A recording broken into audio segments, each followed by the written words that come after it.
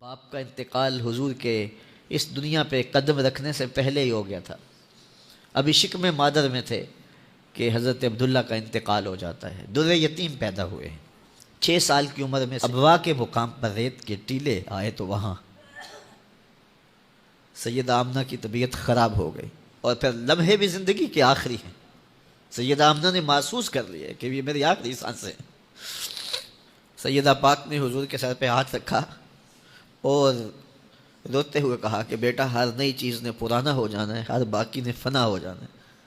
میں بھی جا رہی ہوں، وَذِكْرَ باق وَوَلَدْتُ طُہْرًا، لیکن میرا ذکر نہیں مٹے گا، اس لیے کہ تیرے جیسا ستھرا بیٹا چھوڑ کے جا رہے ہیں۔ یہ آخری لفظ تھے سیدہ پاک کے کہ سیدہ آمنہ سلام اللہ علیہا کا انتقال ہو گیا۔ خیر، حضور ماں سے لپٹ گئے، امی آپ آگے بولتی نہیں ہیں، لیکن خاموش ہو گیا تھا چمن بولتا۔ حضور نے وہیں پھر اپنی ماں کی تدفین کی۔ تدفین کے بعد ام ایمن کے ساتھ سواری پر بیٹھ جاتے ہیں اور چمٹ جاتے ہیں ام ایمن کے ساتھ، اور وہ جا کے حضرت عبد المطلب کے سپرد کر دیتی ہیں۔ تو حضرت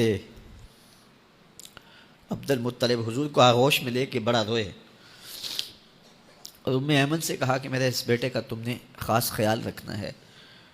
اور پھر انہوں نے اتنا خیال رکھا کہ میرے حضور فرمایا کرتے تھے، ام ایمن میری ماں کے بعد میری ماں ہے۔ 2 سال کے بعد حضرت عبد المطلب کا بھی انتقال ہو گیا۔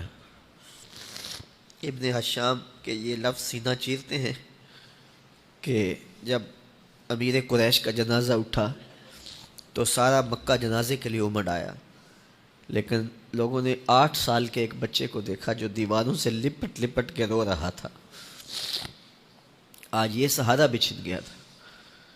پھر چچا کی کفالت میں آئے، پھر ایک وقت آیا کہ وہ بھی اس دنیا کو چھوڑ گئے، اور اسی سال حضور کی اہلیہ کا انتقال بھی ہوا، اور اس سال کا نام عام الحزن، دکھوں کا سال رکھا۔ اہل مکہ نے جو سلوک کیا وہ کسی سے بھی مخفی نہیں ہے۔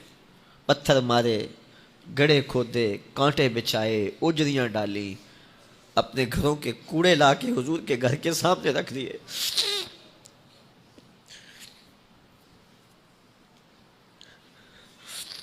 یہ کس چیز کی سزا دے رہے تھے میرے حضور کو؟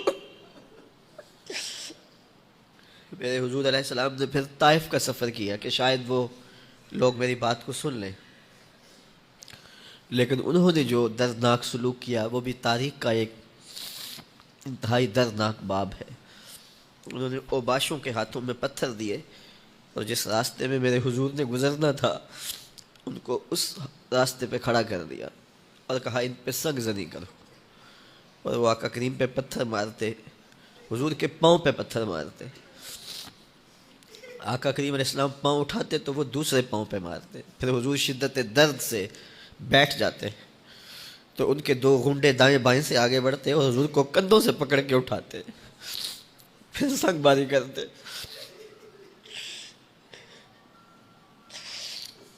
نالین حضور کے خون سے بھر گئے۔ عذاب کے فرشتے حضور کے پاس آئے کہ اگر آپ بد دعا بول دیں تو ابھی ہم ان پہاڑوں کو جوڑ دیتے ہیں، اور یہ طائف کے لوگ پس جائیں گے ان پہاڑوں کے درمیان، آسمان سے پتھر اتریں گے، ان کے سر کچل دیے جائیں جنہوں نے آپ کو دکھ دیے۔ اب صحابہ جو ساتھ تھے انہیں بھی شدید آرزو تھی کہ حضور ان کے لیے بد دعا کریں، انہوں نے بڑا دکھ دیا، تو پھر حضور کے ہاتھ اٹھ گئے۔